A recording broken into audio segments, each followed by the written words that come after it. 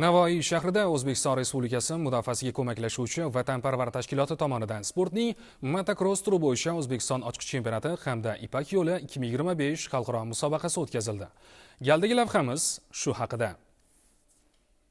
Mototrassada uyushtirilgan bahslarda respublikamizning turli hududlaridagi eng mahoratli poygachilari bilan bir qatorda Rossiya Federatsiyasi Qozog'iston Respublikasidan tashrif buyurgan 100 dan ziyod sportchilar ishtirok etdi.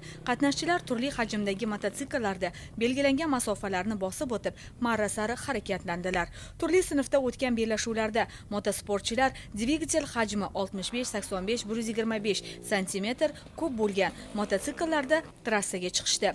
Poygani eng kichik yoshdagi sportchilar o'rtasidagi bellashuvlar boshlab berdi.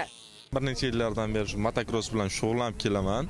Bugungi musobaqada eng katta klass, yakka mototsiklda eng katta klassda 500 cm kublikda chiqyapman. Trassa O'zbekiston Respublikasi bo'yicha eng yaxshi trassalardan bittasi hisoblanadi. Hozirgi holatiga yaxshi, zo'r.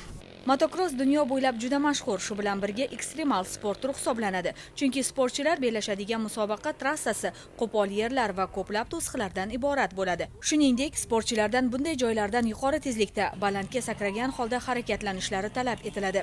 Epchillik, aniqlik va hushyorlikni talab etuvchi sport turi shunisi bilan ham zavqli va yoshlar orasida ommalashgan sport turlaridan. Qizg'in va murosasiz kechgan poyga bahslarida dvigatel hajmi 65 cm kubdan iborat mototsikllarda o'tgan bahs birinchi o'rinni buxorolik ishtirokchi Bahrom Bahodirov egalladi. Motor sig'imi 85 kubatura bo'lgan texnikalar poygasida esa Sirdaryo viloyati vakili Oybek Qobuljonov zafar quchdi. 125 sinfida buxorolik yana bir sportchi Elbek Azamxo'lovga teng keladigan poygachi topilmadi. Jamoa hisobida esa Buxoro viloyati 1, Navoiy viloyati 2 va Toshkent viloyati jamoasi 3-o'rinni egalladi. G'oliblikni va yuqori o'rinlarni qo'lga kiritgan sportchilar O'zbekiston Respublikasi mudofaasiga ko'maklashuvchi vatanparvar tashkiloti tomonidan diplom, medal va esdalik sovg'alari bilan taqdirlandilar.